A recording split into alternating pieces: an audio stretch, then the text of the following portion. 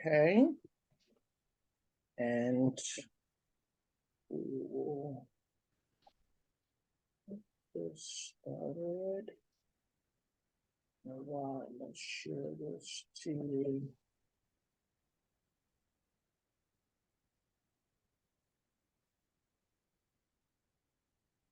Okay, we're going live in a moment here. It feels like an old broadcasting, like 1, 2, 3. All right, give me a moment here.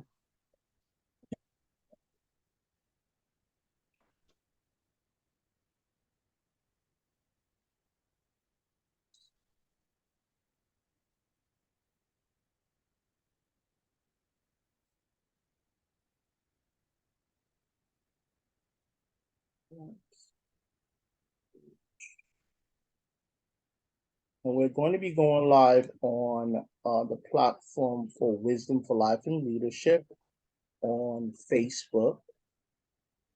And this video will also be on YouTube in about a day.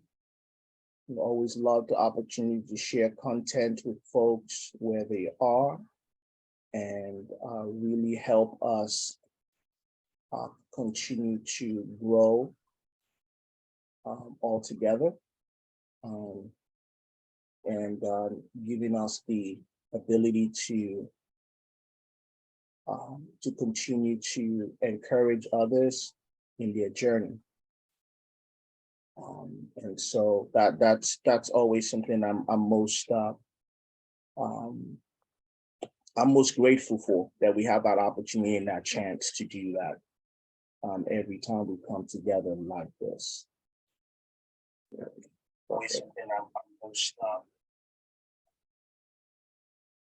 grateful for, that we have that opportunity and that chance to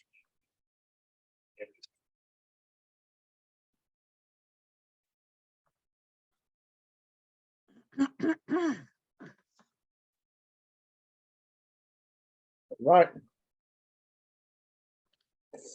Okay. So thank you all for joining us today. As I said earlier, my name is Shay Olam. I am the curator and host of this platform, Wisdom for Life and Leadership. We have been on this platform for some time now, and we're always glad to be able to bring people on to share the wisdom that God is giving to them in their particular field of study, or their level or the area of expertise. And today we're going to be talking about finance. Today's obvious, this month is definitely an important month to us because it is financial literacy month, and we want to be able to spread knowledge and understanding and helping people navigate their journey in their financial acumen, as well as their ability to achieve their financial goals. And so I'm so glad to be able to have a good friend here with us this afternoon, not morning. It might be morning where you are, and it might be evening where you are.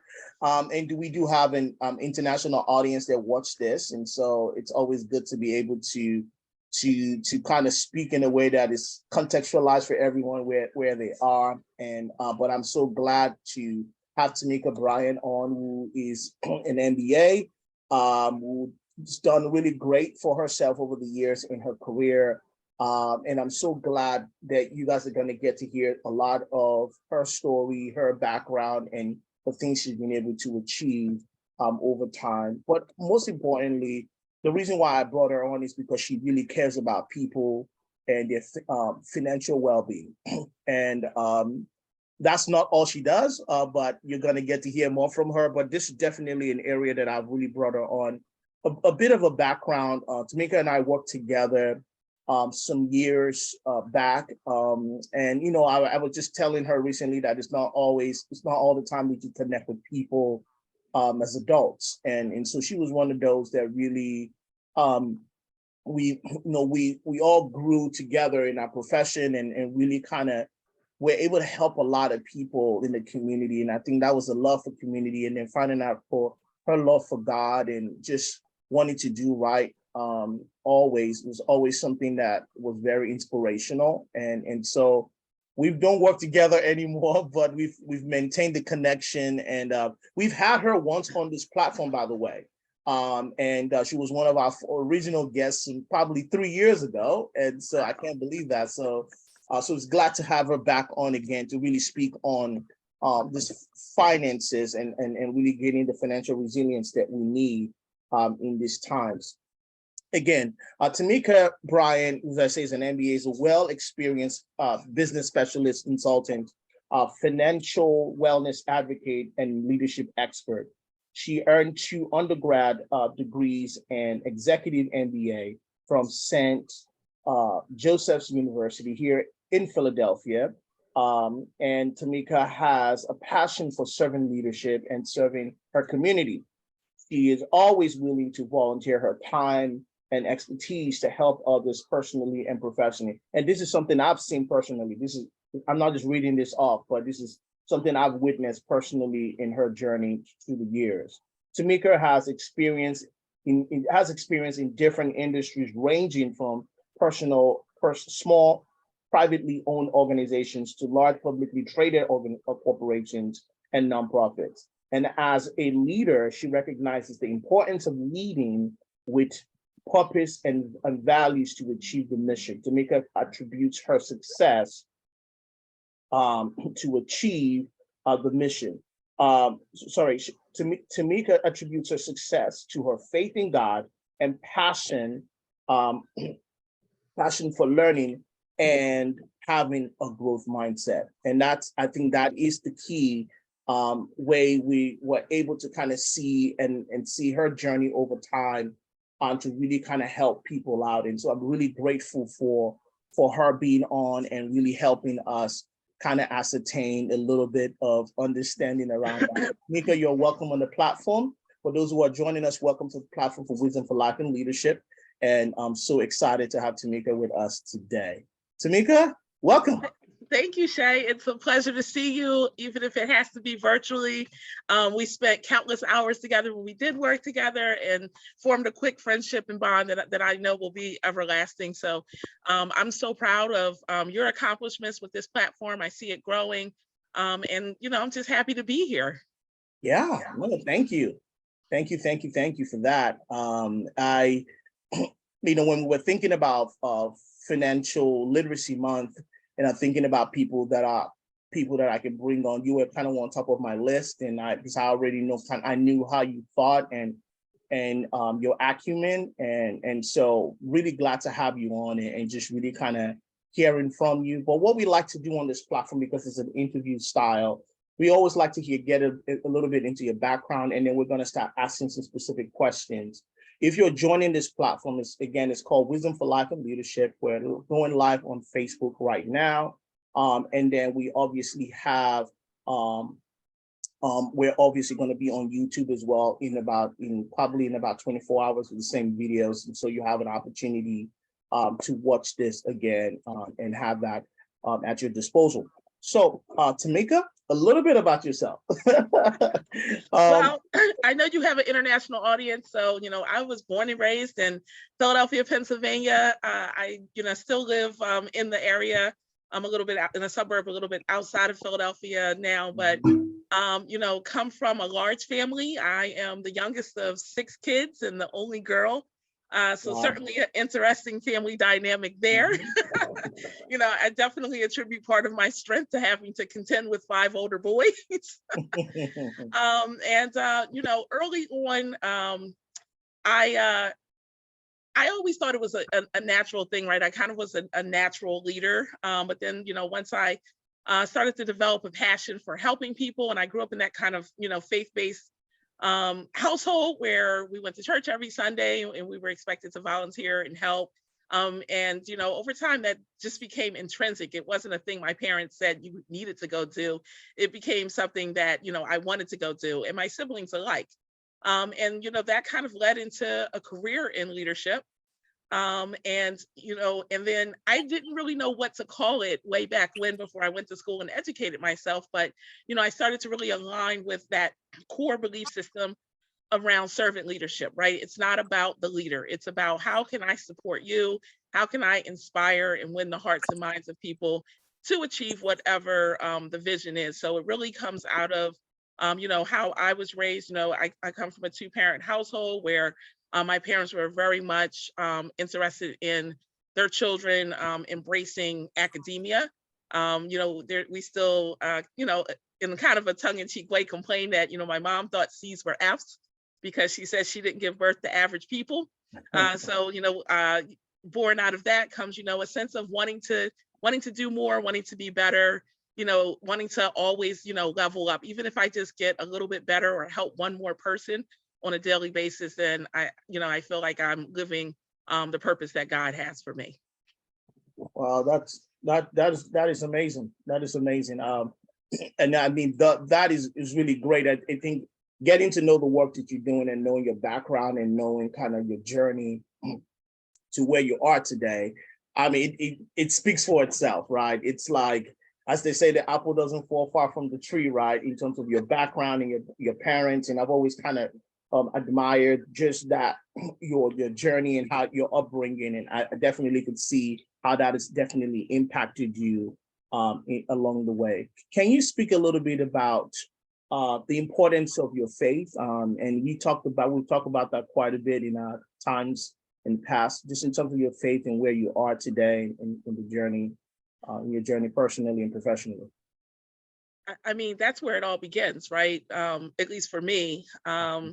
If without my faith, I am undoubtedly not a college graduate, not an MBA, not successful in my role.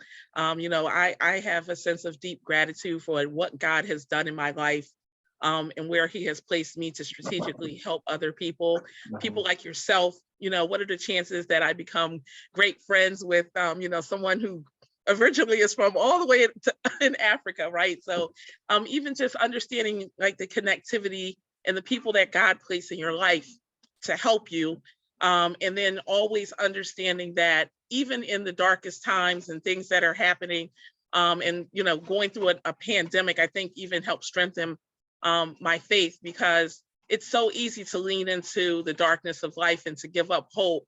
But if you just persevere every single day, and lean into the people that God has put into your life to help you, I think you can't help but to be successful.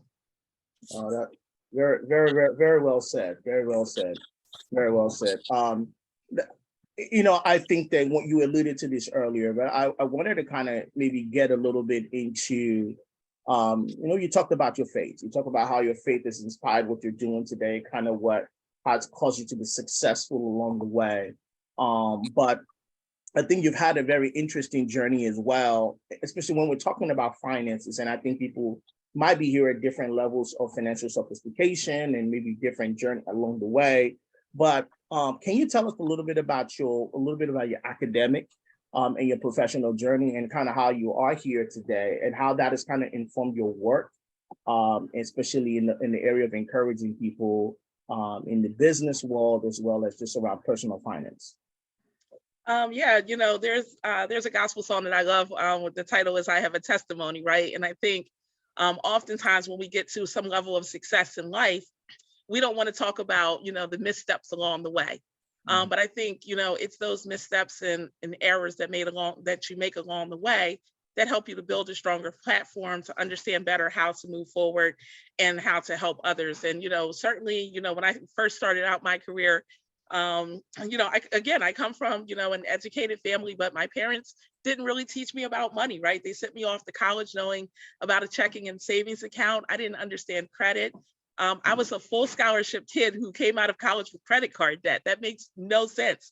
And you've heard me say that time and time again when we've done financial wellness seminars together, right? And so when I think back on those times and, the silly things I did, putting things on credit cards that you weren't going to pay off at the end of the month, not understanding the damage that you do when you make minimum monthly payments month over month, year over year.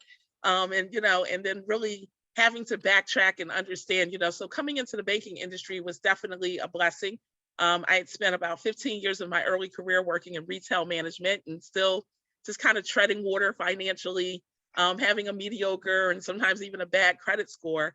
And so when I came into banking, being able to educate myself, having mentors who taught me things along the way, really helped me to stabilize and solidify where I am today. And with the exception of the student loan debt for school, I'm debt free, and very few people can say that. And it's just because people took the time to teach me along the way, and I was coachable, right? Because people can provide you with information, but you have to be willing to receive it and to act on it. And so, through my journey in school, I just, I really believe in, that idea of paying it forward. So if I know something that can help someone, and the education, and I know we'll dig into this later, but educationally speaking, the vast majority of people do not understand the little nuances of managing your finances, which can lead to big consequences as time goes on. So yeah, so along the way, I picked up a lot. I educated myself. I go out into the community, and I'll shout it from the mountaintop if someone were to allow me, how you can stabilize your financial life and how that really leads into giving you future freedom. Wow. No, I mean, that's kind of, I think one of the biggest challenges that we face here, like in the United States and around the world, is like we've just not been educated enough around finances and money, right? Money matters. And I think that needs to be part of the education system again, just in the same way people are not civically engaged or civically educated. They don't know how to vote. They don't know what's going on around them, typically, because that's not part of our education today. And so that is important for you, speaking about that in terms of your academic journey. You come from a good home. Your parents know what they know, right? And that's it, because nobody. And that's all they can give you. That's all they can give to you, right? And then we do have certain, cultures and families, maybe that's something that they prioritize and they teach, And so I think along the way, I think the most important thing for us is that when we gain that knowledge, that we're also able to pay it forward, right? As kind of what you said earlier. And that's one of the reasons why I think one of the ways that I've appreciated your passion to educate people and help people along the way in the knowledge that they need to be successful financially. It's important. I think that one of the things that scripture tells us is, the importance of being prudent in what we've been given. And that's very important as well. Scriptures also tells us that a good man leaves an inheritance for his family. And how do you do that? Right? You don't just do that randomly, right? When we think about inheritance, obviously, biblically, it's both spiritual and emotional resources that we can give to our families, right? Legacy, but also that's also financial legacy as well. To be able to help them be able to achieve what we couldn't achieve, and be able to pass something on to them that can allow them to help another generation in front of them. So the way I want to kind of allow us to kind of maybe delve into this topic of building financial resilience is we're going to break it up into two. We're going to talk in the first half of questions I'm going to have for you is diagnosing the issue. And then obviously in the latter part, it's just kind of be coming up with some solutions and things of that nature. Because I think if we don't know where the issue is, then I think it's really hard for us to know what solutions we can apply in where we find ourselves. So looking at that, Tameka, it says, why are more people struggling? And maybe I do know the answer to this, but I always like to hear from others. Why are more people struggling with financial instability or insecurity during this post-COVID era? Is it because of the lack of livable wage, jobs, lack of money management skills, not knowing how to budget, how to save, how to do proper debt management? Is it the lack of proper or good investments to allow their money to grow? Or is it all of the above? Or there's something else we're missing here? And that is a loaded question, but I want to hear from you. Let's You've interacted with a lot of people. So tell me, what's causing this? Why are we where we are right now? The short answer is yes. yes. There are so many factors, right? And I think the tendency is to focus on one and exclude the others.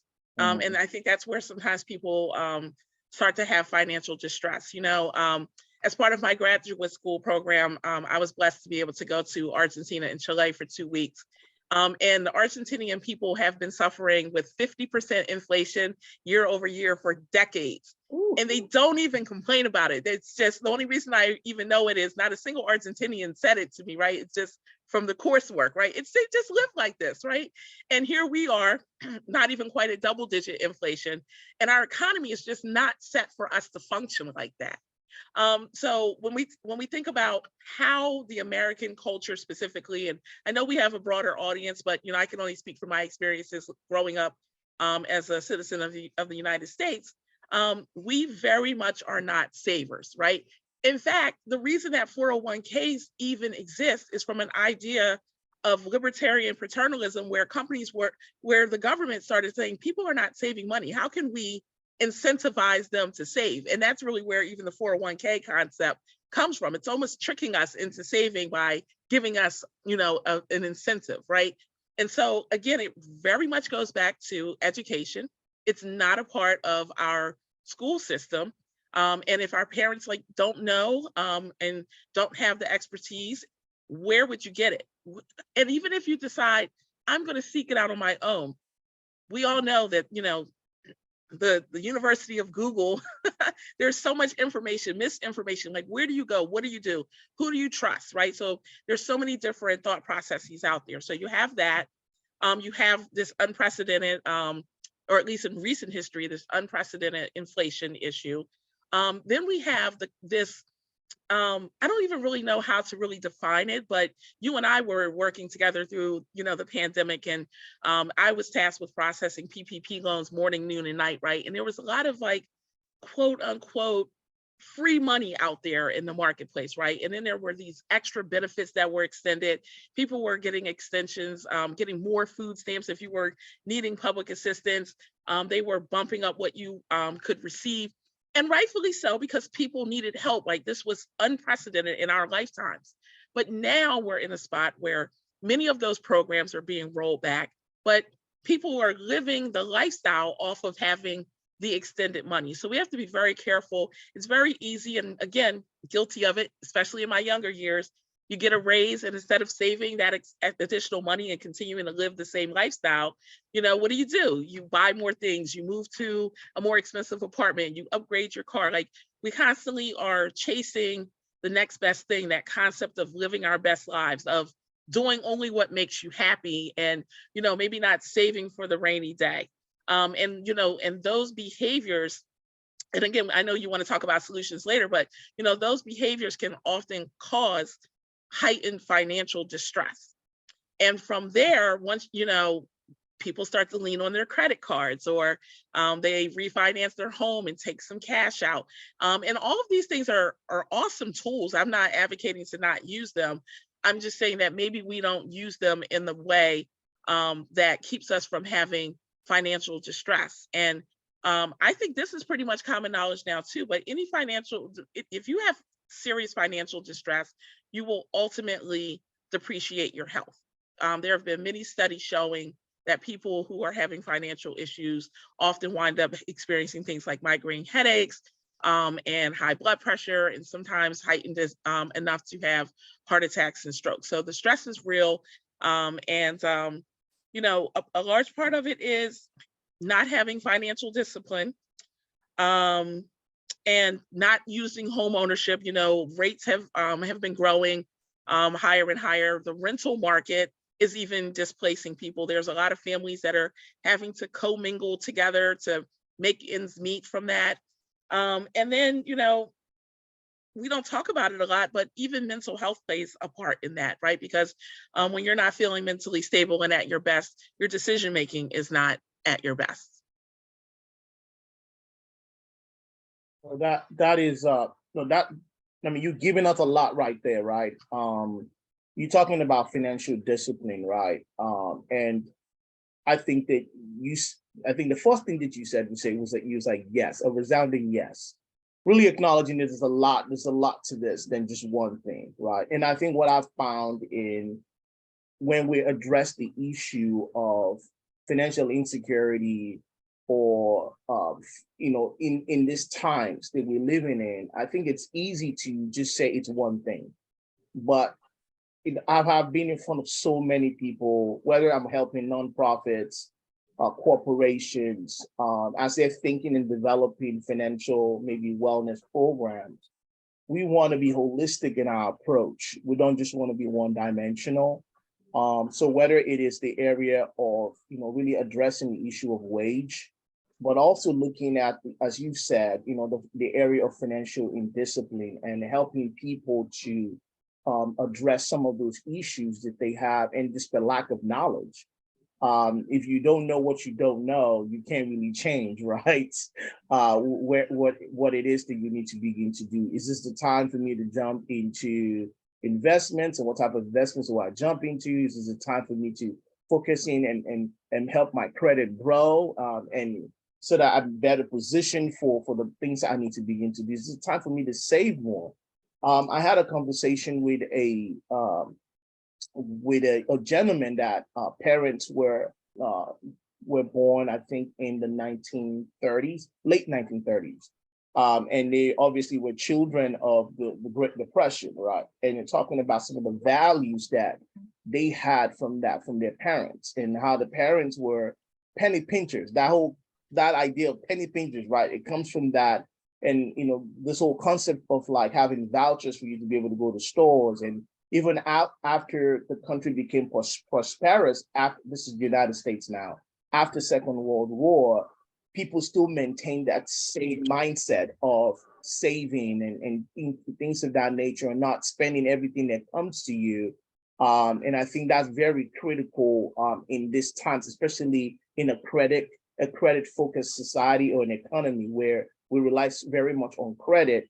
So the use and abuse of credit obviously is a big thing that we all need to address and look at in our journey here. But thank you for that. I think I think we're going to get more into solutions in a moment here, but I wanted to kind of just hear from you just around kind of what we think and the areas that I feel like maybe sometimes we struggle as people, and to help us to kind of begin to address those things. Let me ask you another question. You mentioned Argentina having 15% inflation, right? Which is true. We have people here from parts of the Caribbean. They watch our platforms, people from the African continent, whether it's Nigeria, Ghana, different places, and they're facing different economic realities. But the beauty and maybe the disadvantage of today is that we also are in a situation where we are living in a global economy. So what happens with the shortage in the supply chain during the COVID impacted the whole world. So if things have been shipped from China, they were not able to get to their destination on time. That caused issues for a lot of people. And so to that point, as a student of the global economy and markets, what trends should we be aware of for the rest of 2023 and beyond? Now, there is a war going on in Ukraine right now, right? There are things that are happening around us, and so it's critical for us to kind of help people think. So, what do you think are the things we need to be aware of in terms of trends, global trends around the economy? That's an excellent question, Shay. And I want to just touch on one thing before I answer the question, right? So you talked about supply chain, and oftentimes we don't really connect that to our financial situations, right? We just are like, why are the shelves so empty in the market? You wonder, or man, I ordered this online, last week, or, and we've gotten so used to Amazon giving us next day, right? And so they can't even really keep up with the demand as they have in the past, right? And so years ago, you spoke of the time, post World War II, and there were factories everywhere, right? And people were stocking their inventory, and someone ordered something and there was dozens of them, if not hundreds of them, available on a shelf somewhere, even if not in this country, they were somewhere in a warehouse. And then it really was the Japanese who started this just-in-time idea, right? So people are no longer just holding on to stock, right? And physical stock, not investment stock, right? So things aren't just sitting somewhere hoping that you order them. They're being ordered really just in time. There might be a small percentage of sliver and all the technology that we have helps companies to kind of be more on the razor's edge when it comes to sending their products out. And so that really, through the pandemic, exacerbated supply chain issues. And that really has an impact on our economy as well. And then something else that was very disconcerting, earlier this year, 2 banks failed, right? And here we are thinking, oh my God, we're past the 2008 crisis, right? That was like back when, I kind of was early in my career in banking, and it was terrible, right, to have to watch people lose their houses and all of the things that went on then, right? And so now here we are. We think we've put the proper protocols in place, and yet 2 banks fell. One that was super heavy in the tech industry, which is very important to the American economy. And then the other one that was willing to take on riskier clients that were really more in the cryptocurrency world, right? Yeah. And so that and then in America, the Fed was consistently raising rates, right? Trying to stead off inflation. So you have all of these things converging at once, and they do not exist as islands, right? Each one impacts the other. And so when you have the banks, the banks that failed were fortunately not too big to fail, right? So they were smaller banks, but then that still reverberates across the land, across That's the right. world. What is going on with the American economy? We are not isolationists, right? People depend on us. People follow our lead. Our financial picture, our money, our debt, all of those things matter outside of the United States as well. And so, there was this runoff of, and maybe more banks could potentially fail too, because the trust in smaller banks has been eroded by what these 2 banks were doing. I mean, I think the smaller bank, I believe their CEO and some other people were actually brought up on charges. So once you erode trust, it's very hard to get it back, right? And here we are thinking that we're finally past that and we're really building. So it's going to have an impact. Another thing that I studied in my master's program was how overdraft fees was really draining our lower and middle class people. So many of the larger organizations now have stopped charging overdraft fees and reconfigured that. And that's very, very helpful. Hopefully it's not just to be complacent now and then start it up later. Hopefully this will be the trend, so that because there were people who were just getting in financial trouble because the way their paycheck came in and the way their bills came out, they would wind up owing the bank sometimes hundreds or thousands of dollars, or even the way, the banks were taking in deposits versus withdrawals. So again, another thing that plays into. So, I'm not a financial savant, but I do think that trust has been eroded. I think that there are a lot of people who are not putting their money in banks now. I think another component of it is the gig economy, right? That's not something that we really were prepared for, right? And it's been exacerbated by the pandemic, where people maybe lost their jobs. So they figured out how to monetize the talent, or they got what we call a side hustle. And it started to flourish. So they're not necessarily working, right? So again, impacting an unemployment factor. So there's like, A begets B begets C, and so forth and so on. And there's all these things. But I think erosion of trust is going to be the biggest thing. I think getting people to feel comfortable investing again in companies is going to be difficult. And I don't even know if this is common knowledge, but really it's not even the average American that is actually investing in the stock market. Most people beyond their 401k are not investing, do not understand how to invest, or do not have the capital to invest. So again, when we go back to talking about how to financially solidify ourselves now and in the future, these are things that people will have to really learn how to navigate through and to manage.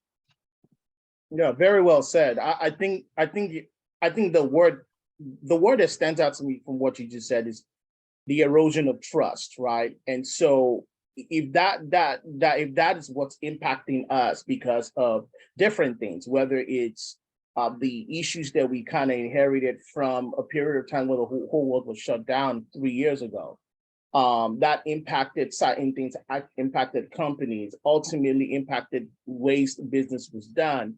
We know what's kind of happened with the banks. And obviously when that news came out, I think about close to like 3.5 weeks or a month ago, I know the whole world panicked, because we know that when things happen like that in the United States, the global markets speak to each other. That impacts, that's not isolated to the United States, that's everywhere. Because again, the markets deal in speculation. So if you have something real happening, people are going to speculate, well, this is what's going to happen down the line. And so these are real things. And I think trust is a big issue, which I think for those who are watching this platform, again, you're on the platform for Wisdom for Life and Leadership. And the things that we always say to people on this platform is that, that but Christ is both the wisdom and the power of God. And that our trust should not only be in the markets, in as much as it's important to know what's going on, but our trust also had to be in something bigger and more powerful than us.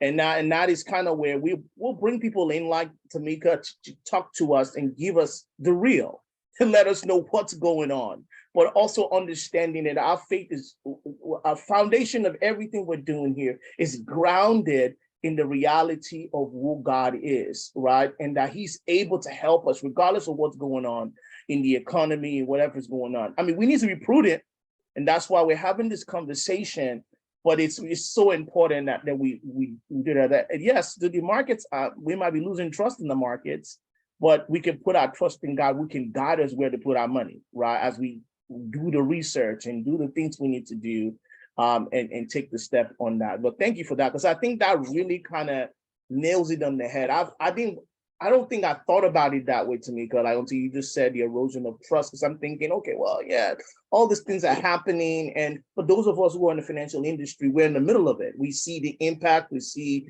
we see kind of how some of these things have kind of impacted different places and different people's journey.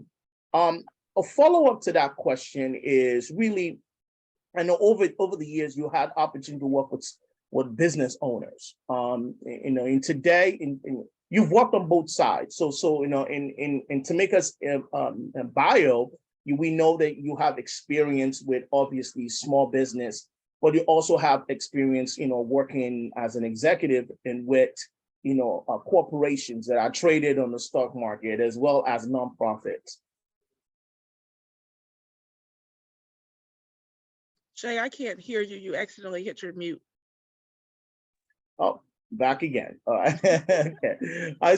What I was saying is just that based on kind of your experience and kind of what you have been, whether in the business space, with corporations and with nonprofits, it's important for us to help people navigate in these times. Like, what do you think is the number one issue impacting us or impacting companies and small business owners and nonprofits around two main issues that I see come up a lot would be struggling with cash flow issues, and then obviously the ability to attract and retain good talent.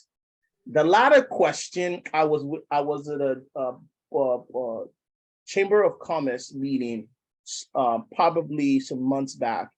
And I had all these business owners complaining about how they cannot, first of all, recruit people to work for them, but even just to keep them. And you mentioned something earlier that people probably just kind of like, unemployment is somewhat like low, but then or high, but then people are not really out here actually like working and look, but maybe they find some other jobs to do. But for those business owners, what do you think is causing the cash flow issues that we see now? And I think I have some of my answers to that, but also why are they struggling? Why are people struggling more now to attract and retain talent? And I think you're in a better position to answer that second question as well, because you're hiring people as well. So can you speak to that a little bit?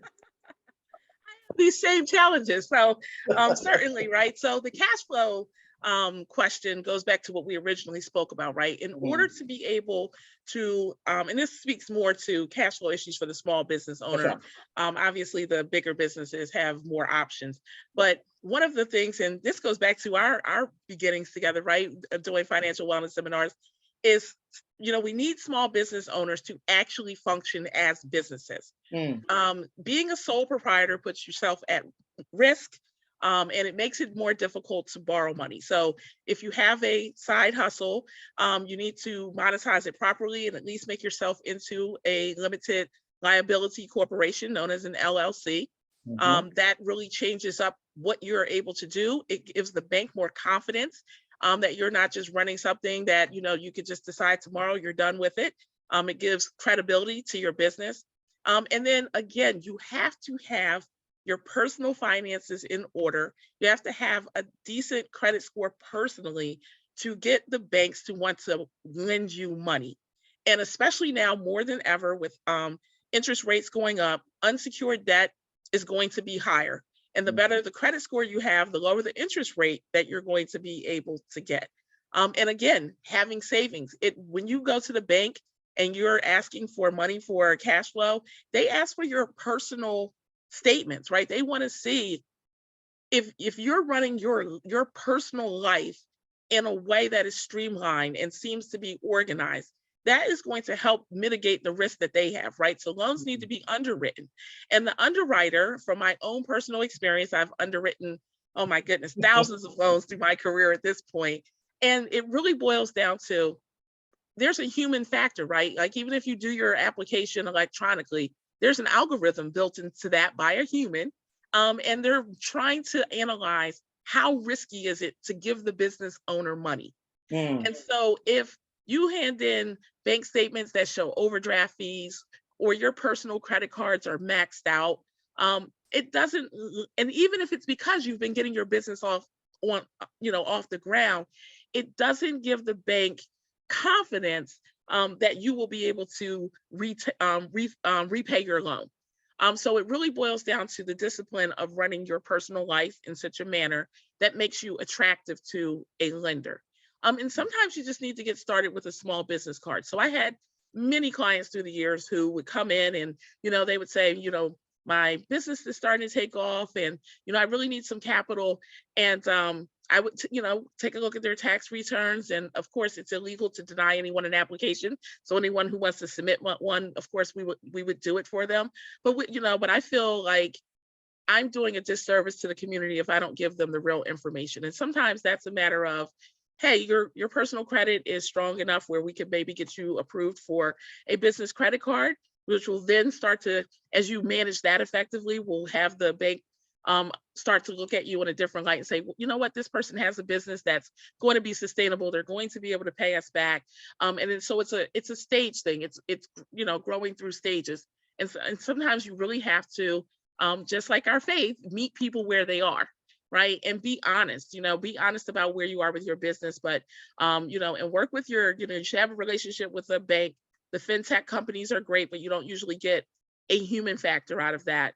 Have a relationship with the bank and someone that can go to bat for you and say, this client is doing X, Y, and Z, and I believe in them. And, how can we help them and give you real and honest information to help you grow your business.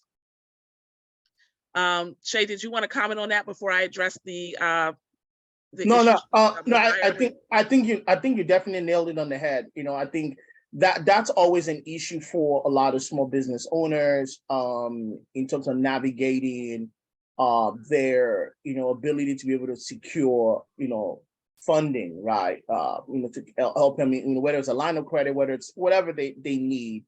Relationship with the bank is important. Having strong credit is important to kind of help you kind of begin to navigate. But even for corporations, at times we've had situations where work with commercial bankers who would say the importance of relationship and leveraging your relationship to secure more maybe lines of credit to be able to help you with terms of cash flow. But I know a lot of folks that are listening to this, whether you're living internationally, like I know that lending is kind of like could be a little bit prickly nowadays, with higher interest rates and things of that nature.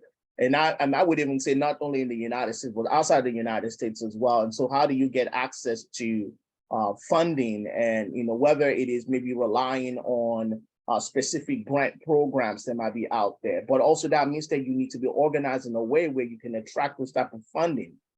That's important as well as you're thinking about ways to kind of help your business get off the ground and have that infusion of cash that you need to continue to do what you need to do.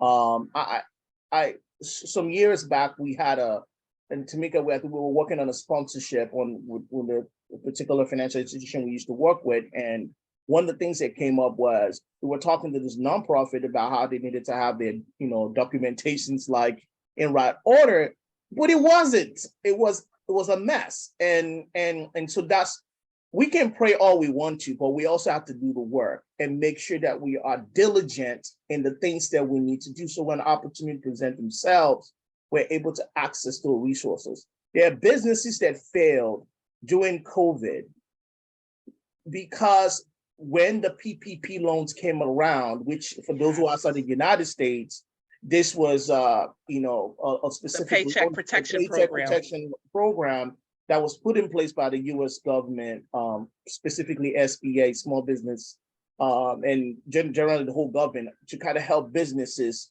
to stay afloat and be able to make payroll and help people and help the economy in turn.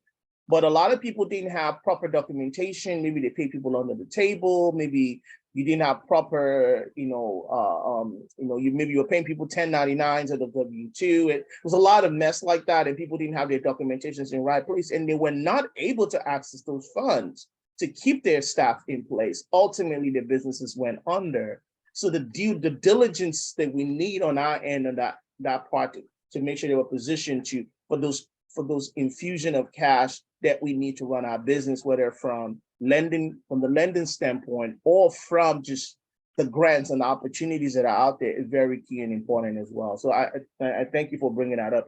If we can pivot into that next question.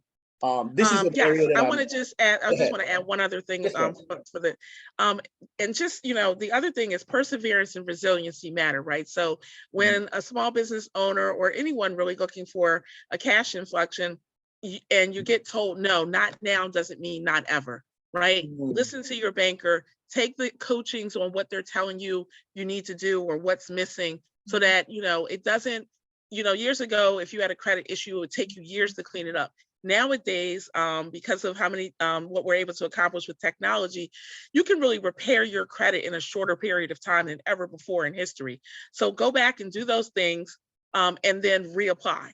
So sometimes you might need 6 months or a year, but stay resilient. If you have an idea, if you have a purpose, and God is telling you that that this is the thing you should be doing, don't just give up on it because you hit a roadblock. Well, amen to that. Amen to that. Resilience is a virtue, right? We have to persevere. We have to be persistent. Thank you for that. Let's pivot to that next question. How do we retain and attract talent? For business owners. Do you know? Hey, better pray. I say that tongue in cheek, but it is extremely difficult, right? And it really, in my mind and how I function as a leader, it goes back to servant leadership, right? People need to feel valued at work. And it doesn't always just boil down to money. In fact, studies show that even though we tend to believe that everyone is driven by money, that people are usually driven by their own core set of values. And if they can work for a company that mirrors that, then they will typically be loyal to the company, even if their pay is not as high as maybe going to work for another company. That being said, the pandemic changed everything, right? And so I mentioned the gig economy earlier. And so there's a lot of people living, there's no longer a set 9-to-5 lifestyle of work in the United States, right? We have people who are, working overnights and swing shifts, doing all sorts of things, trying to manage households and getting children off to school. And so through the pandemic, when many people were just looking for a way to make money, because their income was negatively impacted, they stayed in that role because it gave them flexibility to navigate their lives more easily, right? And so we have to contend with that now. Then there is a term that has been coined as quiet quitting, right? So quiet quitting is when you have an employee, but they are only showing up and doing the bare minimum that they need to do to keep their jobs. When historically, most people, if they feel valued and they are passionate about what they do, they'll stay the extra time. They'll do the extra work. They will cover for a peer who's on vacation or out sick. And some of that mindset has really shifted. This concept of happiness, I don't have children of my own, but I have several godchildren, and they are in that millennial and Generation Z. And I'm not shading any of those people who are on the line right now, but my point is they think differently in the workplace. And, unlike any time before in history, we have more diversity and more generations in the workplace, right? We still probably even have some silent generation people still out there, but, we have more baby boomers. We have Gen Xers where Shay and I fall into. Now Shay technically is a millennial now. He behaves, he's on the edge, adjacent. on the edge, on the edge. And then we have our millennials, and we have our Gen Z coming up behind them. And I say all of that to say each generation thinks differently about what work means to them. My godchildren are in their late teens and early 20s, and if they feel as though a leader or a manager is mistreating them or spoke to them in a way that they did not like, even on one occasion, they start to think about, where am I going to work tomorrow? So the attrition, I work for an organization now that where we have a definite issue with this. Our attrition is about 50% through various roles. So with the cost and expense of hiring, right? We have to pay recruiting team. Then we have to train people. Training is an ongoing thing. Then we have to continue to coach them so that they can learn, grow, and be fulfilled in their roles. And then we have to try to retain them, right? And then we have to also plan for not just attrition in the sense of people quitting, but in the positive sense, right? I don't plan on doing what I do today for the next 20 years. I have career aspirations, but who is going to fill my role when I move on to the next one, right? So we have all of these things at play. In my mind, they really boil down to, yes, we have to recruit and hire the right people, right? I've always said it, and Shay's heard me say it. I would rather, and he's seen me do it, I would rather suffer and not have the right culturally fit person in a role until I can make the right hire. So I think many leaders do themselves a disservice. We hire because we are back against the wall. We're frustrated. We're tired of putting in the extra work and hours ourselves. And, and I'm not saying you're looking for the perfect hire who necessarily hits every single bucket.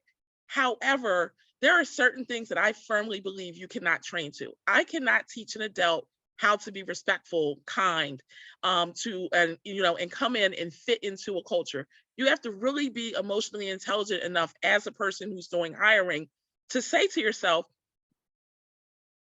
aside from what this person has done professionally and their skill set, will they be a cultural fit to my organization?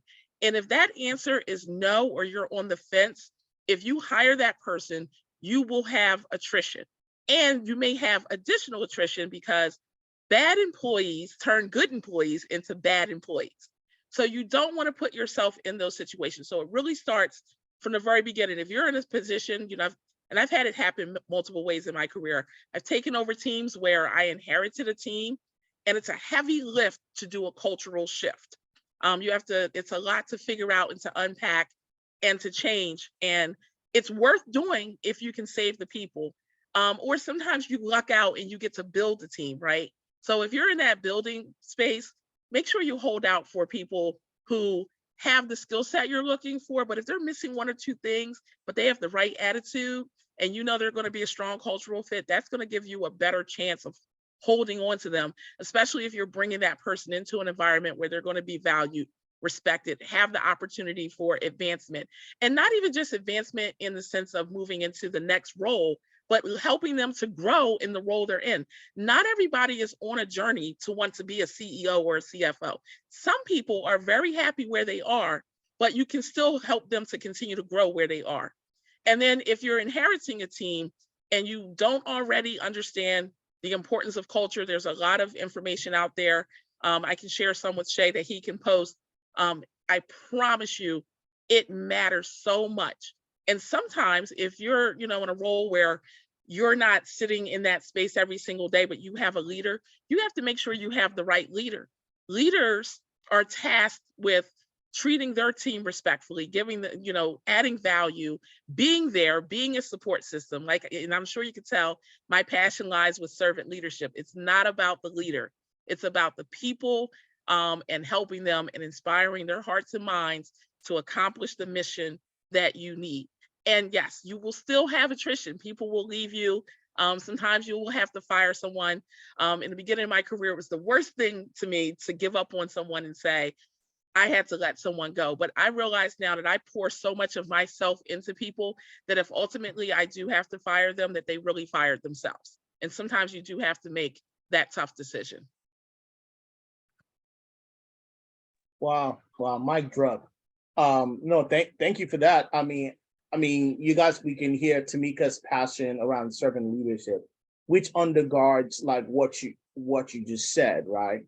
Um, you know, they say evil company corrupts good manners, right? And being, having people in an organization that don't want to be there, it's toxic, right? And I know we use the word toxic a lot today, toxic masculinity, feminism, like we have everything is toxic today, but there could be something really toxic employees, right? Or toxic people at the workplace that can impact the outcome of your business, because maybe they don't want to be there, maybe they're disgruntled, but it's like you always have to find your place. And I think Tameka and I had conversations like this in the past where you see maybe other colleagues maybe struggling in the position of like, man, I don't want to be here anymore. And I say, man, if you can't do a good job here anymore, it's probably time for you to go somewhere else. Like, rather than give, half step it, give your whole. If you're able to give your 100% or more, that's where you want to be. If you can't do that anymore, you can't just tank it in, I just love what you kind of said around that, and helping people kind of understand that. No, thank you for that. I think that's really important, finding the right talent, finding ways to hold on to them. It's not always about the money, it's about place you want to be. Does it fulfill your purpose, the plan, and where you want to go as an organization, and having the right people in place. Just not just anyone in the seat, but the right people in the seat is very important. And then people grow. One of the things that we teach on this platform is we call it the COIL scale, which is the cycle of life in leadership, which is something that we speak about. There are 4 seasons that people go through: season of obscurity, a season of rest, a season of prominence, and a peak season. And those particular 4 seasons, what we have in that is that when people are going through certain seasons in their life, season of obscurity, maybe they're not seen, but they're good employees. They go through a season of rest. And the word rest there kind of means, it might denote to some, maybe you're just kind of not doing anything, but rest is a time when you're retooling and getting better in your skill for that next opportunity. And then from that season of rest is the season of prominence, right? And the season of prominence is that time when you begin to get your opportunity. And there's always a zenith for every season of prominence that you come into. And so sometimes I had this conversation with Tameka some years back, and I said to her, where do you think you are right now on this scale? Because that would allow you to understand what you need to do. And I think for her at the time was like, I need to go back to school. This is what I need to do to give myself another opportunity for that next season of prominence. But when employees don't understand where they are in their journey, they become disgruntled. And if you don't have a manager that can help you navigate, what do you need to begin to do? Is this an issue of putting more effort? Is it an issue of retooling your skills? Is it an issue of like understanding what the opportunities are? You have to know where you are in that journey. You have to know what God is taking you through so you can know, because your battle is not against your employee, your boss, right? Your boss is not the devil. We might think that, but and there are some devilish bosses out there. But for the sake of what I'm saying, right? The point is that our battle is not against flesh and blood, right? We have to understand that place of what we've been placed to do in that specific organization and how we can get talent. And I think understanding that allows us to be able to, for the business owners that are hearing what Tameka just said, how do you identify those people? If you find the right people, they'll stick with you, because they know there's no better option out there for them. They're going to be like, this is where I need to be. And if there's a growth opportunity for them to move on from you, they probably won't find someone to come replace you because they understand what you mean to them. So I replaced Yeah, myself. exactly right. Because you hold your job so near and there, and like if you're a servant leader, you're also looking to raise up other servant leaders. And that's the key mentality. It's not just what I can squeeze out of this company and then work out. It's just more like how can I be of service? And that mutual place is very important. Thank you for that. Let's talk about solutions. Okay. Talk about solutions. So in the next few here, we want to talk about solutions. I think I know people have been pining for the solutions that we can address. And I think you've already brought some of this Yeah, to I've the dripped a few forefront. in. Yeah, you kind of snuck a few in. So advise us, Tameka. So first question that I have for you around is what practical things can individuals and families begin to do to save better, to budget better, and to invest better? What practical steps can they begin to take? Or maybe some tools you want to share with them?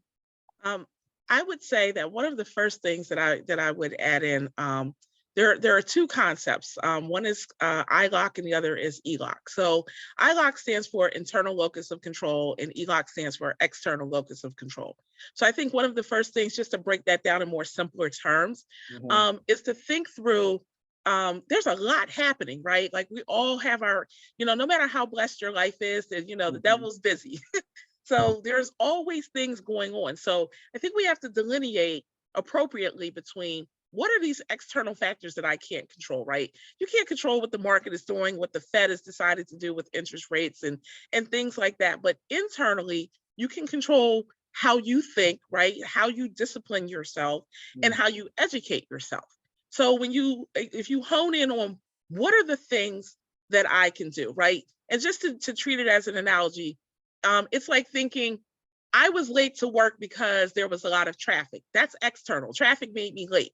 Versus the internal, I didn't get up early enough to account for the fact that there could be traffic, right? So just to kind of say that, so it's the same thing, right? My credit's bad because I did something foolish in my youth.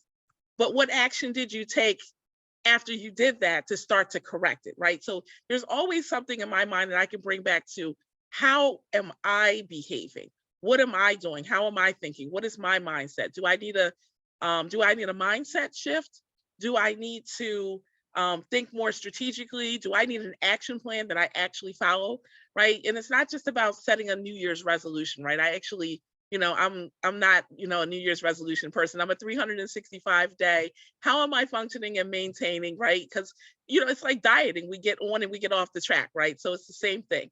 But I would say when I think about whether you're in a good space financially or you're kind of like you're trying to work it out and you're trying to figure out what can you do better. And Shay, we've had countless people come up to us after a financial wellness seminar and say, but I don't have a single dime I can save, right? How many times, if we had dimes for every time we said that, we wouldn't be working, right? So, and it was always baffling to me because we would kind of get into a conversation and say, well, how are you spending your money? Here's a budgeting tool. Shay and I used to give out this budgeting tool on paper and have everyone write down how they were spending money through the week.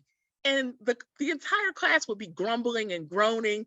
Once they added it all up, they couldn't believe it, right? We mindlessly spend money. So I would say, first and foremost, if you don't already have a savings account, you have to have a savings account. I don't care if you're saving $1 a day. It's still $365 more than you would have had you not chosen to do it. So it's shifting that mindset of, I can't do a lot, so I won't do anything, right? So we have to think smaller than that. Writing down your goals is so very important, right? So because, a goal without a plan is just a dream. And so if you're not doing anything to consistently work towards it, you're never going to actually reach the goal. I was saying to Shay earlier, I was thanking him for helping me navigate through getting into grad school. He wrote me a glowing review. And I applied, I was accepted, and I was ready to go. And then a pandemic started. And it was, a few people that I worked with were also going to grad school. It's like a cluster of us that had decided this is the moment.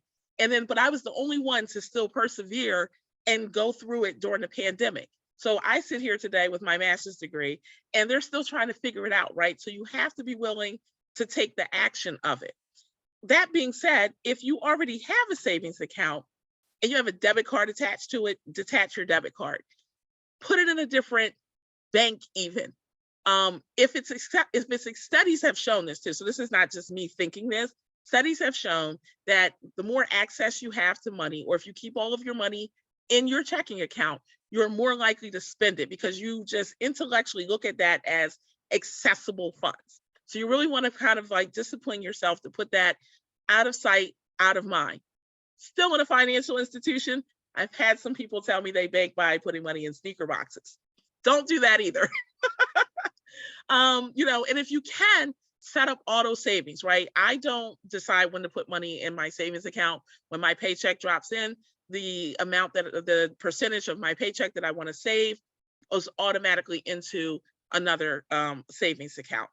The other thing I would say, and I think I said this before, if you are in financial trouble, sometimes you have to work a little bit harder to get out of it, right? And so sometimes you can't just do your regular job. You may have to monetize a side hustle or jump into the gig economy temporarily, do something additional to kind of help give you that lift that you might not otherwise have. And then by all means, do the activity that I just mentioned of, or am I overspending, right? I know people, and I've been guilty of it too, right? Going to Starbucks every day, right? Or you can spend $10, $15 a day. You add that up over time, over the week, over the month. That's money that you could have saved. The benefit of interest rates being higher for lending is that they're also higher for saving. So you can actually, get some money there. Also, if you work for an organization that offers you a 401k, please utilize that. If they offer a match of, many companies are doing a minimum of 3%, upwards of 6 to 8%, depending on who you work for. Take advantage of that. That's basically free money.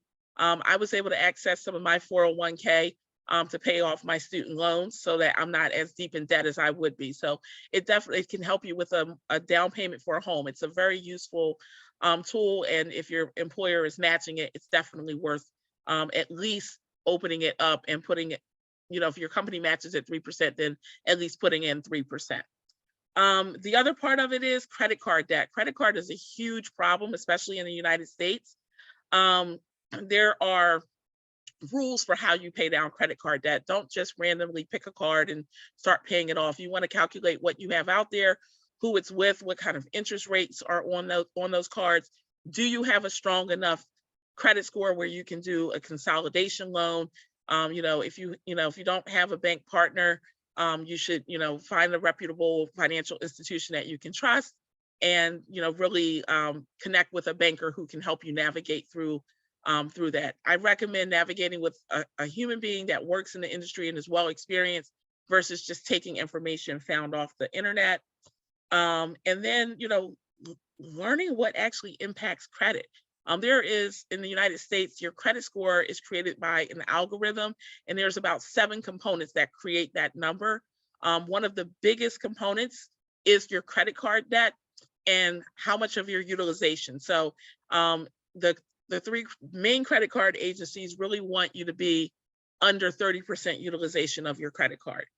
And then budget, right? Creating a monthly budget and maintaining it and just treating it like a diet. Don't just give up if you splurge too much in one month, get back on your budget. And I'm a fun person and I love to do things and travel and do things. So I have to create budgets to be able to accomplish those things. But I'm not sitting here saying, don't splurge, don't have a good time, don't do the things that make you happy. I'm just saying, do them within reason and plan them out so that they don't ruin your financial picture for one thing. That's awesome. That is that's solid advice, helping us kind of begin to kind of get the understanding of savings, kind of writing down our expenses and making sure we have a budget in place to kind of help us go in that places. I tell folks that if you don't understand how to write down your specific goals, your plans, what you want to hopefully gain out of your financial picture, it's going to be hard for you to then know how to budget properly and then know, but also like we have to budget to save, like, so you have to kind of make that a priority if a savings item is not online, is not on your budget, you're not doing your budget right. You need to put that on there because it has to be intentional. We also have to be those, and I will talk about this in a moment, but about generosity and giving. And I think one of the things that a lot of people are they're emotional givers. Just in the same way they're emotional spenders, they're also emotional givers. That means that you don't have any plan and rhyme or reason on how you give. Like you just giving things like, and it's good to give. That's biblical to give, to be a cheerful giver, but also to the Bible also prescribes to us how we should give. So that the attitude to give, attitude has to be right, but also how we begin to give to others is important as well. But it has to be in your budget as well to know what you want to give, so you're able to allocate things the right way. But thank you, Tameka, for that. Those are really, really great tools. Do you have any like, and I'm not going to try to promote any specific like, but do you think that automating savings and maybe using a budgeting app is more helpful than writing it down? What do you think? I think it depends on what works best for you. You know, again, I mentioned generational differences. You know, so not everyone is tech savvy. You know, if we're tech savvy, we assume everyone is, but there's still people out there that love good old fashioned pen and paper, and whatever works for you. If that works for you, I know I've seen some trends on the internet that I've seen people like putting there's like an envelope effect out there, like where you can put money, you know, in an envelope. It's I think it's like for every day of the month, that's the amount that you put in, and things like that. Whatever works. But just, you know, be mindful of the purpose of it is to save. I do prefer automated savings just because I'm a busy working professional, and I would forget to put it in, or it would sit in my checking account not earning any interest and ultimately get spent on some shoes. So for me, you know, automation works. But I do know that the activity of writing down what you spend every single day as an activity has a profound impact. I guarantee that most people don't even realize how much they spend on a daily basis because it's just so easy to swipe your debit or credit card. I've been guilty of it too. And then at the end of the month, or you get your statement, or you pull your statement up online, and you kind of are wowed, right? By, wow, I spent this much money you know, this month at, you know, whatever the retailer is. It's super easy to do. So I do recommend doing what works for you, but I definitely think doing the one-time activity of writing down where your money is going, not just seeing it on your statement, but just writing down, like, even if you just did it for a day, you'd see how much money you actually spend, and it probably will be alarming. Yeah, no, those are solid advice. I think if we see it, then we can feel the impact of our spending and plan accordingly. Another piece of advice that I was gonna ask of you: how do you advise people to protect individuals and families to protect their assets? Additionally, what can they do to tackle debt, which is huge, right, for a lot of people nowadays? Kudos to you. You tackled your student loans, right? And you know, we've talked about credit card debt in the past. We've talked about a lot of things, and a lot of people are going through that. I just recently, my wife and I were just talking about I remember putting a plan in place to tackle our credit card, you know, debt, and how, first of all, how credit card debt can just kind of pile up really quickly because you tell yourself, I'm gonna pay it back, and you never pay it back. And you And never then pay it it keeps back. on growing.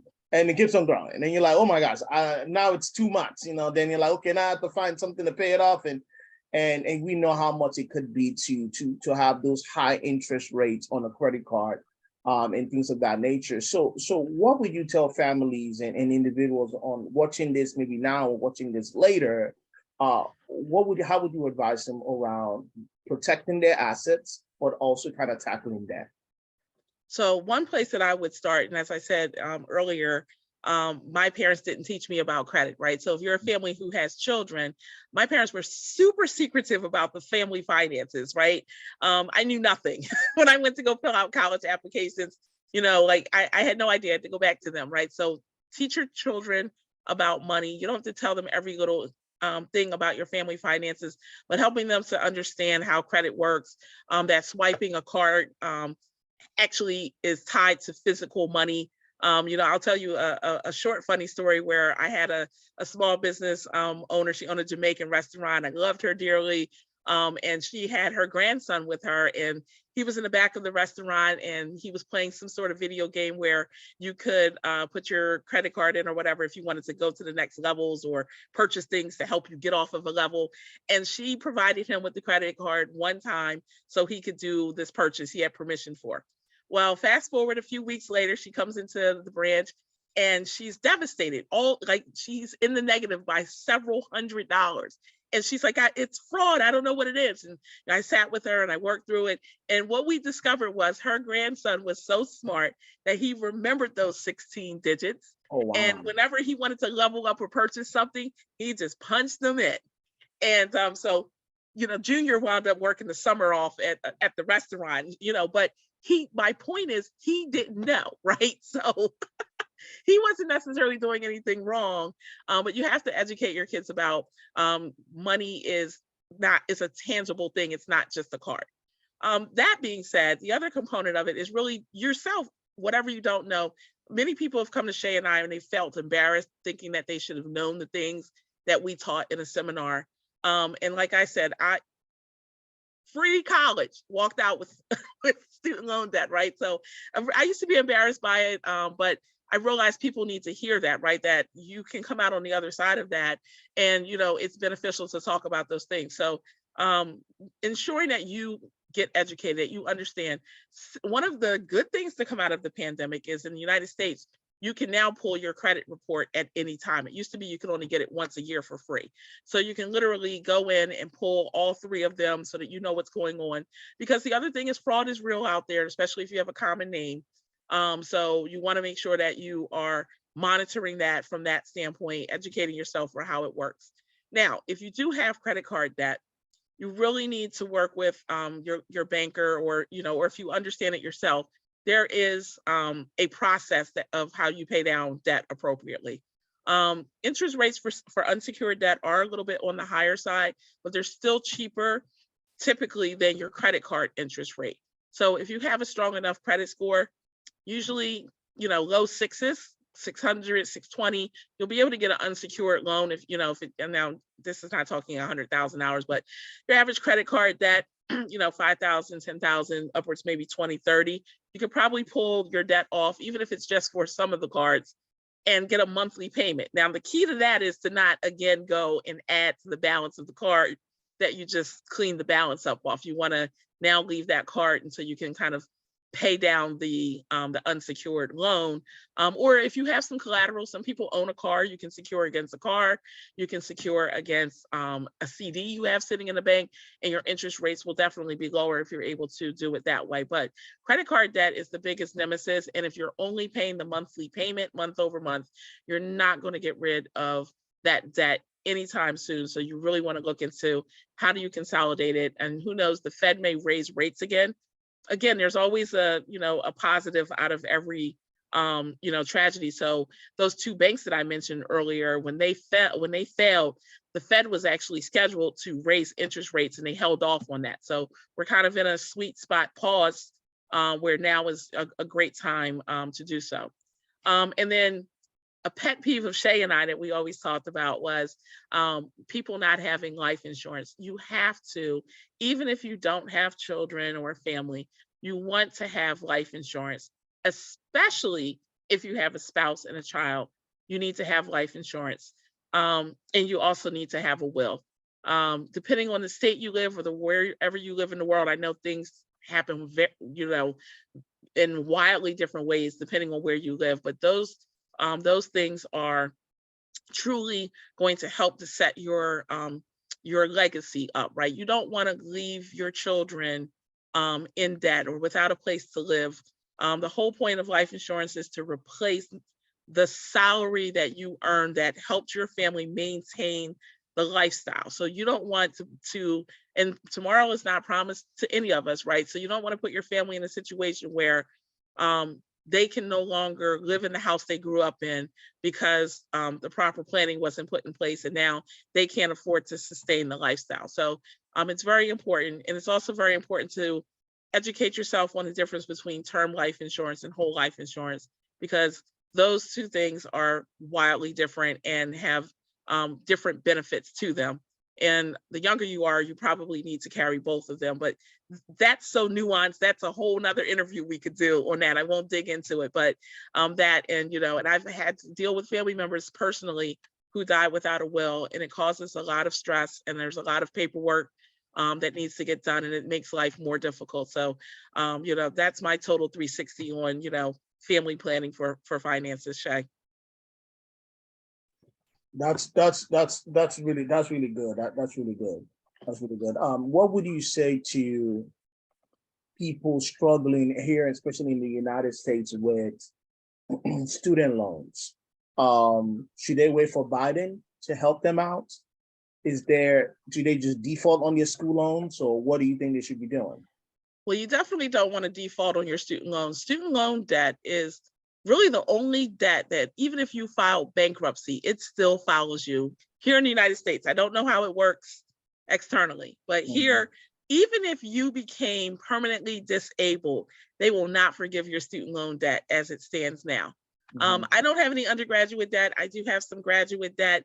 I'm secretly holding out for the Biden plan just for a little while longer, just because, you know, if you refinance it into the open market, yes, you might get a lower rate, but then what if by some miracle he pulls this off, then you might not qualify. So I think you have to make that as a personal decision, but to fully vet out what the options are. Because as I understood it, if you have federal student loan debt and Biden is able to get the approval, or depending on what your degree is in, there's already programs. People who have earned medical degrees, and I believe some science degrees, depending on where you go work, some or all of your student loan debt can be forgiven. So I would say vet out anything before you just go and pay it, but don't default on it.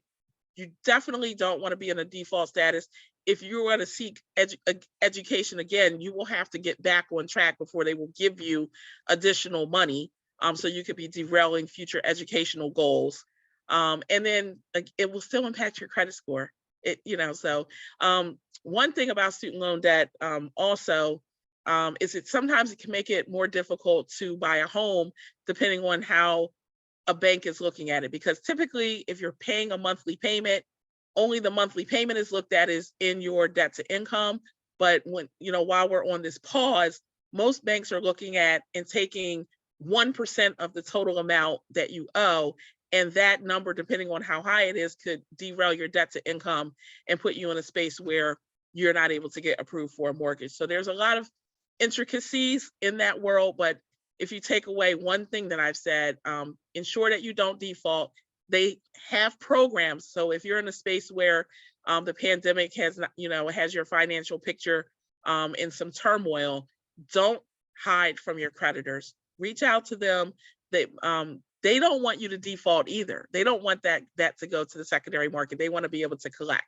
So reach out to them, set a plan in motion. The federal student loans, they will work with you. You can get a deferment for, I believe it's up to 6 months. And they can also set your monthly payments based on your income at the time. So there are ways to navigate through that. But I don't want to guide anyone one way or the other when there's so many intricacies. I just say, do your homework and make the decision that's financially best for you and your family. Yeah, that's solid advice. That's solid advice.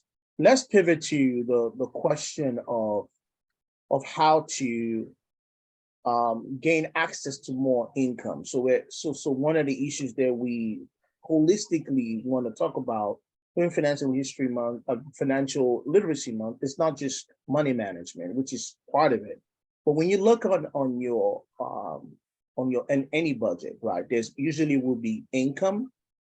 It's kind of broken up as income, expenses, and then you have savings and maybe miscellaneous spending, usually in kind of that particular order, right? Let's talk about the income portion real quickly, because I think sometimes we don't pay enough attention to it. I know some of the workshops we did during the pandemic, we were talking about a little bit more about income than we typically would have spoken about in times past. So what would you say in terms of things, and you mentioned this, the gig economy, right? What do you think, how people can begin to source those type of opportunities? So let's say you have your 9 to 5 job, you have your job, but you're looking for additional ways to like make additional income, maybe take on a part-time that won't take too much from your family, your current job, or something you could do to kind of add more infuse more income into your budget and into your financial picture. I mean, yes, I did touch on it earlier. I mean, there's so many opportunities now in this newly created gig economy world, you know, and the gig economy isn't just driving for Uber, right, or Lyft. You know, there's so many other different vendors out there that are having delivery services. Or, I mean, I know I have some employees of my own that are expert bakers, and they have, you know, they're monetizing their talents by, you know, advertising. There's so many things out there. There's people who we did a special seminar where we had small business owners come on in our prior roles and talk about, you know, their YouTube channel and how she has monetized that.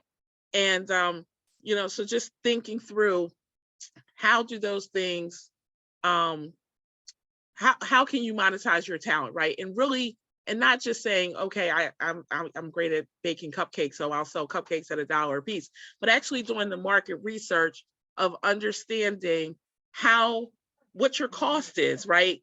So if something costs X, how much can I sell it for that makes it worth my while?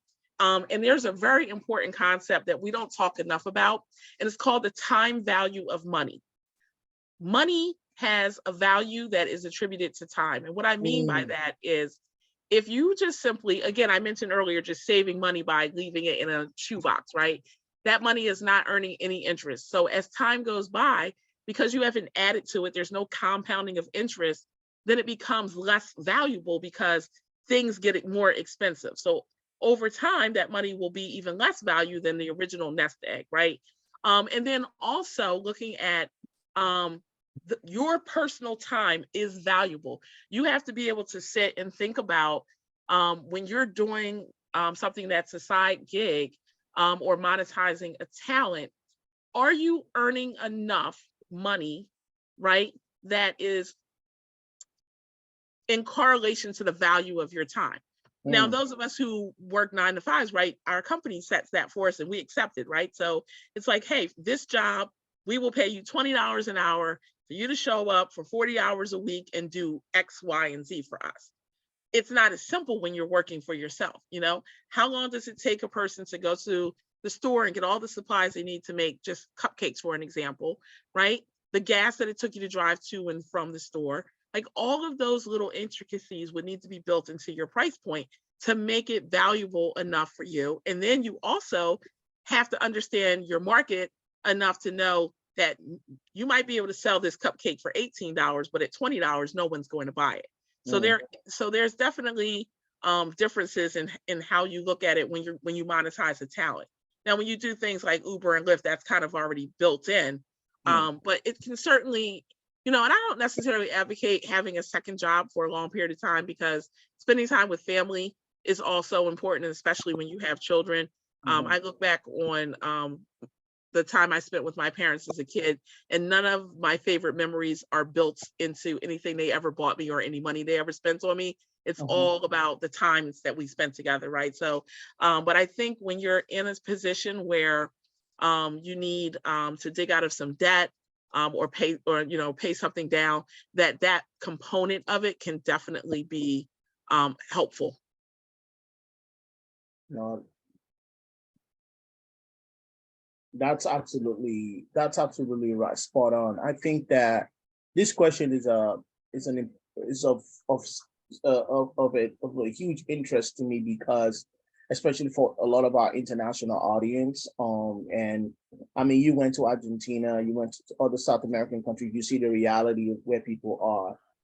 And maybe having a gig, you know, that gig economy, especially online, has provided opportunities for people maybe they did not have before, right? You know, in prior situations. And so I would say this, kind of to what Tameka said. So you have to kind of evaluate that the value of money against your time, and really kind of look at it from that perspective, and making sure that it's worth your time. If you're running around just trying to just grab whatever extra dollar you can grab, and your family's suffering, and it's not even really breaking even for you, like in terms of the expenses that goes into actually making that thing, right? Or maybe getting that job, maybe it's better for you to kind of find something else to do, maybe to find another main job to go back to, right?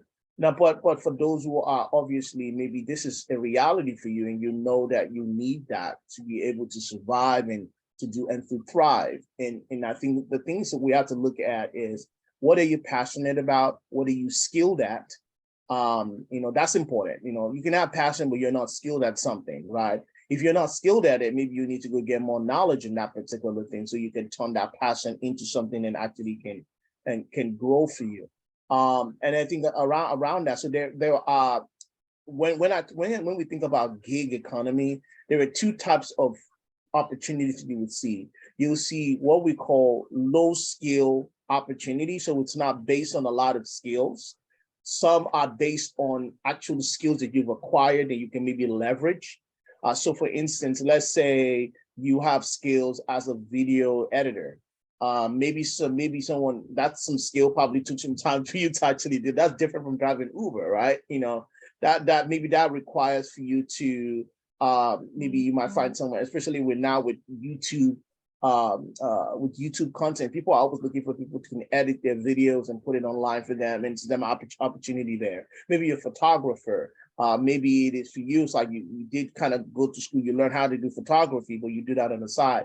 Maybe on the weekends, you can, maybe in the summer months, you can take on gigs at weddings and graduation and things like that, to be that and put out your services online. We talked about like those type of things, right? And obviously, if you're going to do certain gigs that will obviously expose you to certain type of liability, make sure you have the proper coverage. Maybe you're properly organized in the right way. So even if it's a side gig, especially for those of us who live in the United States, America is litigious. And so we need to make sure you cover yourself, even if you're doing a side gig, right? Set up an LLC for $150. It won't cost you that much money. It's $150, that's it, right? And you can set yourself and protect yourself. Make sure you don't commingle your funds, whatever money you're getting from that side gig, put it in a different account, because if what's another problem which we run into is, if you begin to commingle your funds, for your business and your personal funds, even if you have an LLC, you can still get sued, because someone can make an argument in court that, yeah, they have an LLC, but they didn't treat their money that way, right? So, and we know that to be true, and so we want to make sure we're doing things the right way. For those who live outside of the United States, you have access to the global economy, and the access that you have is through this online platforms, whether it's selling stuff on Amazon, maybe selling stuff on selling your skills on Fiverr, right? Leveraging what you have. Some of you guys are technical writers. Some of you guys can provide your skill at a price point that is affordable for people in the West, where you can leverage, which that money is going to carry much longer in your countries, right? So leveraging your skill set in a global economy is also important. Do your research, know what you're good at, know that you can provide a service. Some of you guys are technical writers, you're very good at that. You can provide that for people. Some of you can tutor people. Maybe we have Americans who are trying to learn how to speak Spanish, French, things of that nature.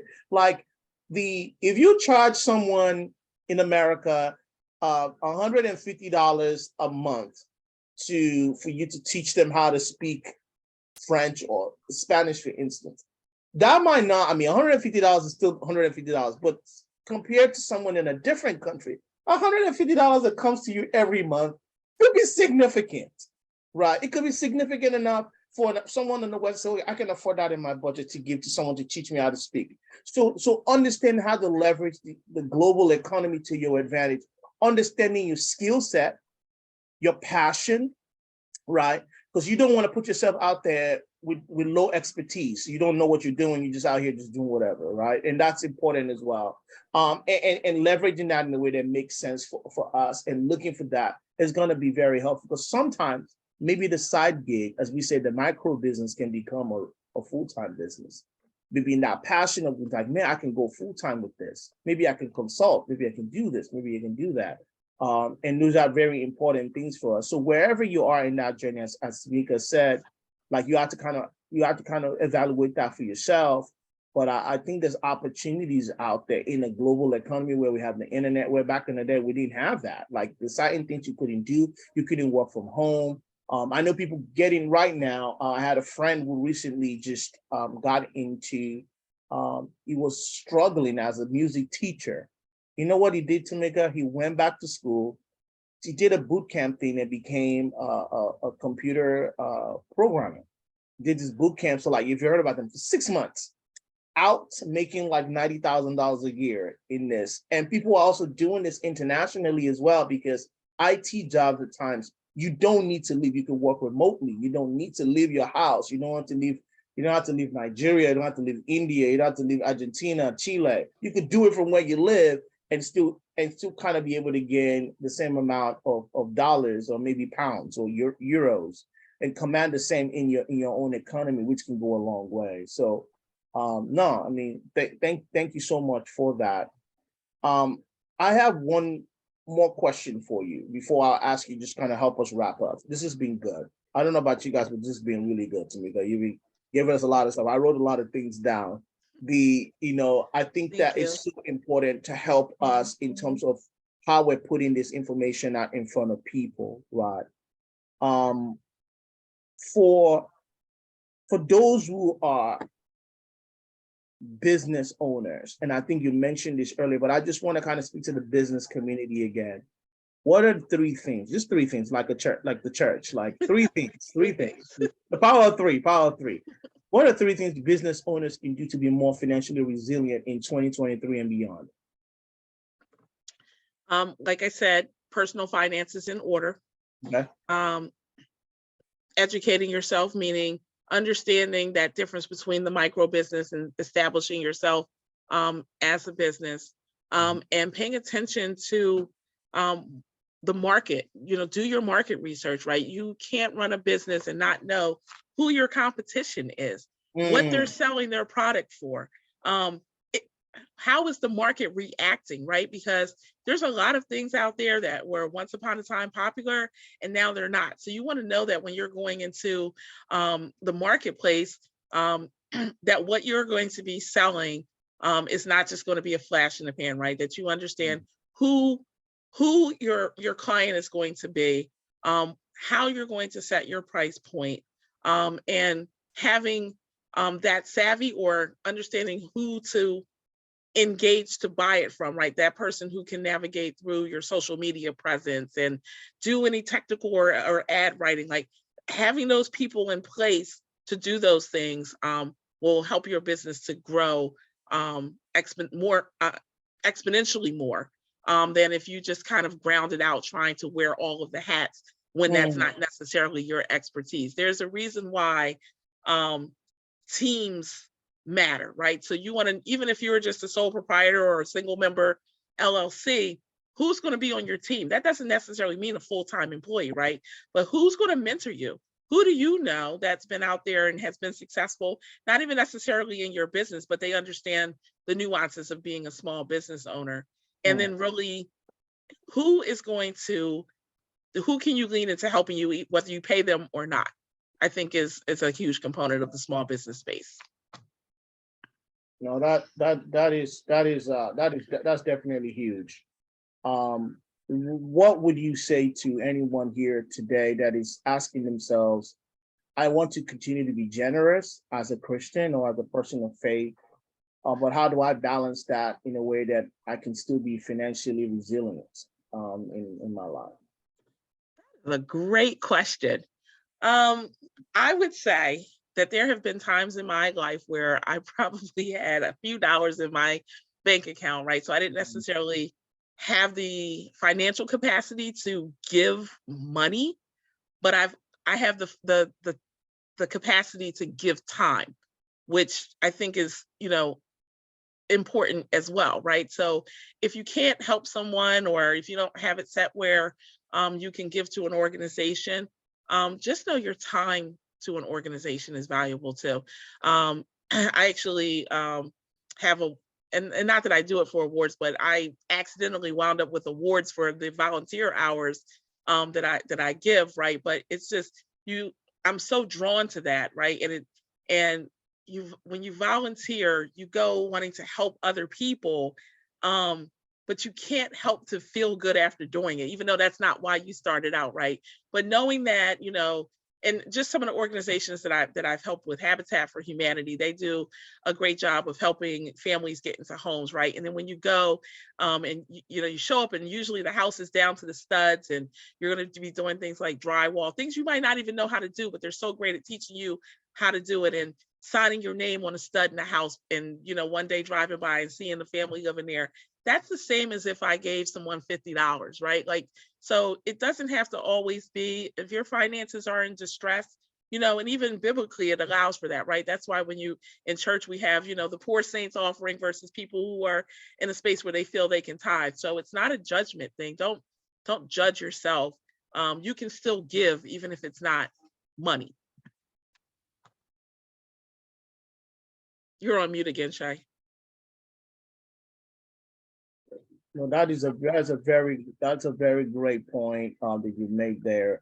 I think that we can give our talents, treasure, and our time, right, to God and to the people, right. The greatest love of all that is that we love God, and we love, and those who love others and love God, right. That's the greatest commandment of all. And I think in that place to be able to do that and still be able to give back to others, and still, because it's not reasonable service to God. You're not giving any, if you need to be giving your talents and your treasure, which is money, and your time, it's ultimately you're doing as unto the Lord. And so, and I think that's very important. That keeps us grounded. As to your point, you said we don't do it for awards, right? We do it because of the love that God has given to us and shown us, compels us to also do the same to others. Jesus says, do this to the least of them, right? If you've done this to them, then you've done it to me. You've also done it to me. Yeah. Yes. And that's very yes. powerful. Yeah. That's a very powerful sentiment, for sure. Yeah. So, and at the end of the day, if you just trust in your faith, right? Like, God, you have to pay attention, but God is definitely guiding your steps. Absolutely. And it's a reason why we all have different gifts. Yeah. Right. Your gift is not just for you. It's to be a blessing to whoever God puts in your path. That's right. And likewise, someone else's gift is for you, and God put you in their path. And you really, and if you're paying attention to it, I can look back and I can see these moments where I had these roadblocks, and there wasn't a chance that I could accomplish something. There wasn't a chance that I was going to get that promotion, and yet and still it happened. And I have to attribute that back to God working in my life to give me the things that I desire. Absolutely. Thank you for that, Tameka. So we close this out. What would like to give our guest one parting word that you want to maybe share with the audience? Something maybe you feel like maybe as you were talking here, maybe God put on your heart, something that you want to, one last piece of advice you can give anyone listening to this. Maybe that one thing, maybe that's the one thing they would hear out of this interview. And they're like, wow, that really kind of like, and not to put any pressure on you, but just. This is the hardest question of all of the whole No time. pressure. Well, I will, again, internal locus of control. I will share what I've been working on, and it's really two things. So I was recently at a conference for the organization that I work for, and we had a speaker come in. She used to be a sports agent, and she talked about the importance of getting a little bit better day by day. We have the terms of, we usually think in these grandiose things, right? We set, if you're not already setting goals in life, of course you should be, right? But you should have that little small nugget goal, something that's easier to achieve. And then you get that, and then you move on to the next thing. But many of us think, I want to have this, or I want to do this. And we forget about the steps to get there, right? And it's like, it's like we're climbing Jacob's ladder along the way, right? So so that's what I'm focused on for myself this year is, I was sharing with a friend recently, you know, because I graduated in May of last year with my executive MBA, and I was like, I feel lazy now. I was, you know, it's like that movie that won the Oscar. The title is Everything, Everywhere, All at Once, right? And that's kind of how life tends to hit us. So for me, I'm thinking more intentional about what can I do every single day that helps me to level up, that helps me to get a little bit better. And then also wanting to always be more intentional about my relationship with God, right? How am I growing my faith, trusting in Him to lead and guide me along the way? No, thank you so much for that. I think we might have Looks like one. we have a question. We have a question. Yeah, so if you the question, I think that's my mom. If you want to come off mute and just to Hi, Shay's mom. Hello. How are Hello. you? How are you? I'm Thank you well. very It's much. nice to meet you. Nice to meet you. Nice to meet you. I have to tell you before you ask your question, I absolutely love your son. He is one of the most amazing people that I know. Yes. And so you and your husband definitely did an awesome job with him, because he's a beautiful soul out here in this universe. Thank you very much. Thank you for that compliment. I just want to say thank you very much for this session. It's been very, very enlightening. You know, I've followed every bit of the session since you started. So yeah, my question is, I'm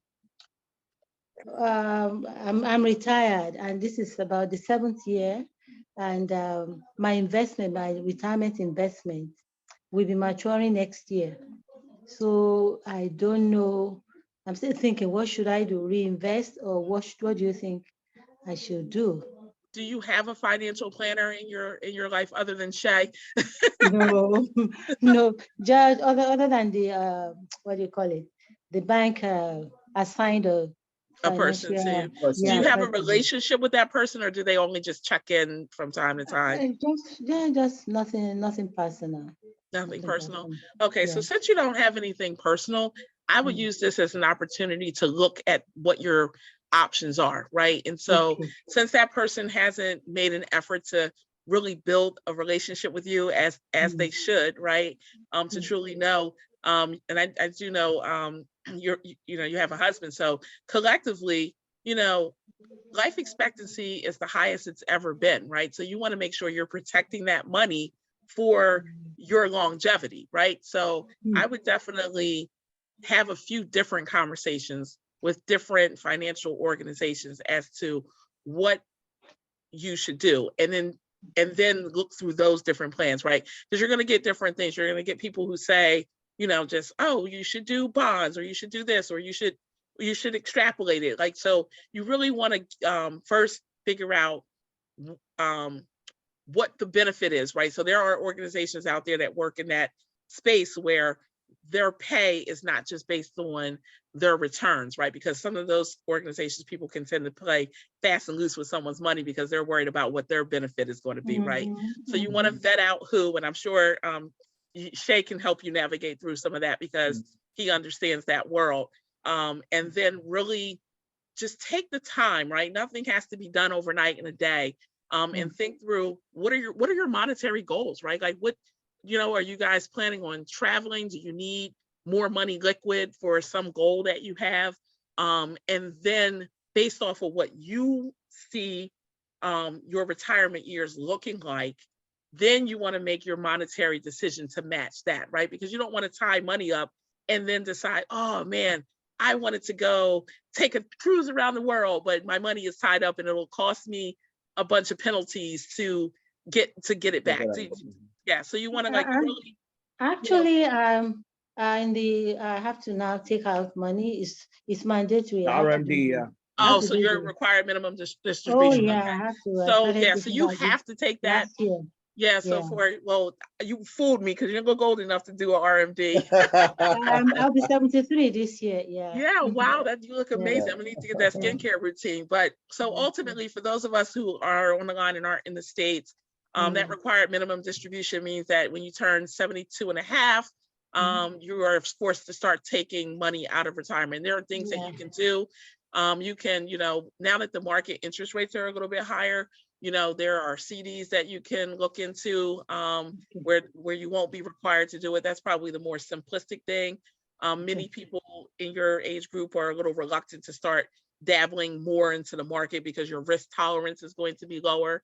But I'm there not are, risky at all. No, yeah, no. and should you be? As Shay was talking about the seasons of life, right? Like if Yeah, you were yeah. 20, that's a heck of a life, a lot of Okay. runway left to Yeah. make Yeah. up for. So yeah, so your risk tolerance rightfully should be a lot less than if you were in your 20s. But like I said, you still want to think about the liquidity of your money, right? Because think about what your goals are, what your liquid money looks like now. And by liquid, meaning money that you could just withdraw today or tomorrow if you needed it. Yeah. Because you don't want to put too much money saved and tied up for long periods of time and then have an emergency and get penalized for needing to access it. Yeah. So I think those key components, it always starts with what you need, what you want, and what you need, right? Like I think sometimes we just externally do what people say you should be doing with your money. But my perspective is, what do I need to do? What do I need to get done? What do I want? Because you're at an age where want should, can supersede need, right? You can say, this is what I want to do with my life while I'm still here, but still being cognizant that you can still live a long, long time more, right? You don't want to be out of money, and may God bless you with that, right? So I just, think through that in a more holistic way before making a decision of just because something is maturing, because you can always pull something and put it into a savings account while you make a decision and then work from there if it's time sensitive. Yeah. Thank you very much. You're very welcome. It was a pleasure meeting you. No, thank you so much for that. Thank you so much for that, because that question, I know we didn't really dig too much into retirement savings, but that's a huge question for a lot of people. And I it think matters what stage you are in life. Yeah. That's huge. That's huge. And I think that piece of advice is really good. I think things about helping her think through liquidity, and she has to do the RMD, especially now that, to your point, where CD rates, and we see banks pushing the CD rates, and the money markets are really nice right now, right? So yeah, Shay and I have lived 0.10% for years. Exactly. So you could put it somewhere where you can still earn without it being tied into the market and things of that nature. So and then make additional decisions from there. Yeah. So, but that's very good, ma'am. Thank you. Good question. Any additional questions? But that's a good question. That's a good question. That was an excellent question for sure. Any other questions? Let me look if I can find one on Facebook real quick, and we'll close out here. Sure. But if anyone has any questions, and anytime, you could always we'll share our contact with you, and we'll definitely reach back out to Tameka. You can she could definitely share her. We can get her to answer any questions that you might have going forward as well, because I think that's always important to help people just navigate where they are, where they want to go, and those type of things they need to achieve. But I think that is incredibly important for a lot of us as we're trying to make those decisions, right, for ourselves and for our families, and making sure that we are doing the right things along the way. Because I know that many people will find themselves in situations where they just don't feel like they have options, but that shouldn't be the case. We should know that we have options and where we can go and where we can be. So I don't see any questions right now. Yeah, sorry. Go ahead. One more. Let me. Yes, please. This retirement account, there's one of them that is a program in such a way that it's they say they do a lifetime withdrawal, that you be taking it lifetime. Yes, on a monthly basis. But it's one of the accounts. I have three of them. It's the smallest, but it's very unstable because it's a it's an adjustable rate product. Yes, as the market goes, that's the way it goes. So, and at the maturation date, I want to see if I can just pull it out. I don't want it. Yes, and I mean, and that was Mhm. what my recommendation was, Mrs. Olagunju, Yes. is you would potentially pull that out and put it in an interest-bearing savings account, and then do some additional, that way you can remove the how volatile that account may feel for you, and then make some additional decisions about where do you park that money ultimately that takes away that stress of the financial risk, Yeah. considering your age group. Thank you.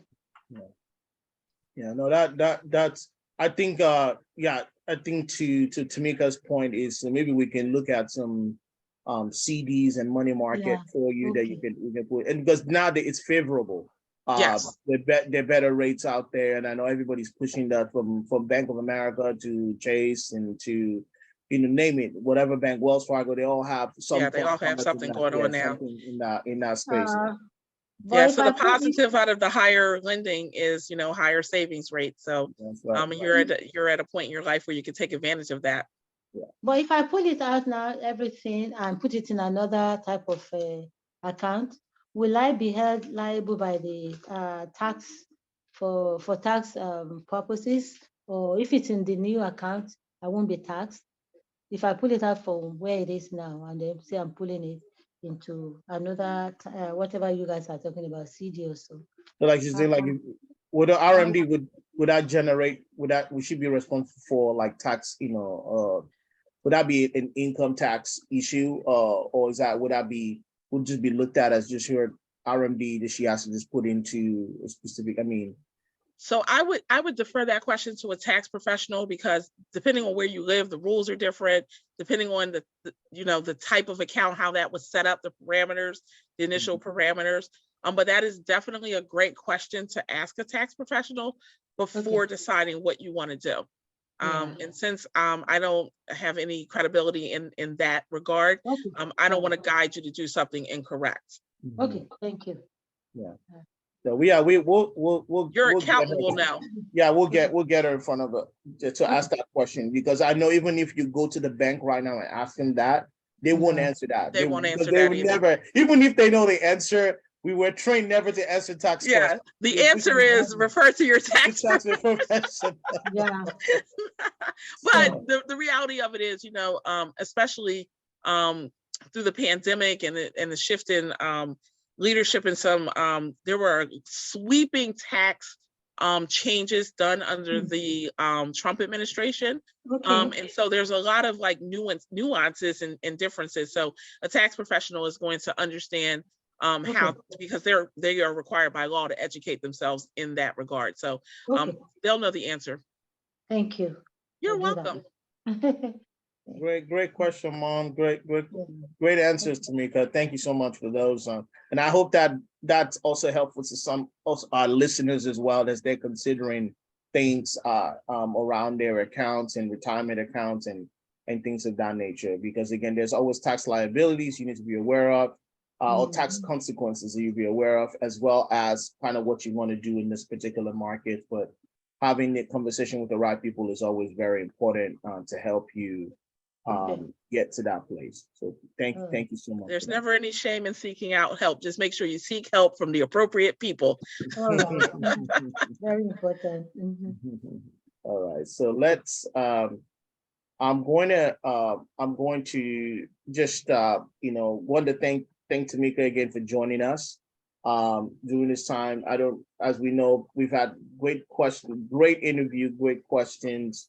We'll make this available, obviously, on Facebook, Facebook Live. You can go back and watch it on the Wisdom for Life and Leadership, as well as you have an opportunity to see it on YouTube as well. Same handle, Wisdom for Life and Leadership. Again, I'm your host and curator, Shay Olam, and I'm really excited again that we were able to bring Tameka on to share this great content with us. I'm going to just in a moment here, just bring up my screen and share just our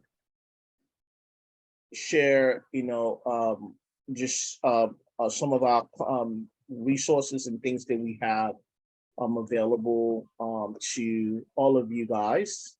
And our website is Wisdom for Life and Leadership, as you can see on the screen.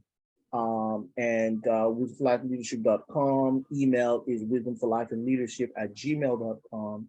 And then our social handles are again, similar, Wisdom for Life and Leadership on Facebook, YouTube, and Instagram. And so we're constantly posting and putting resources there. So you can definitely take advantage of that and reach out to us. If you have direct questions for Tameka, you can reach out to us, and we can always forward those questions over to Tameka, and get that in place as well.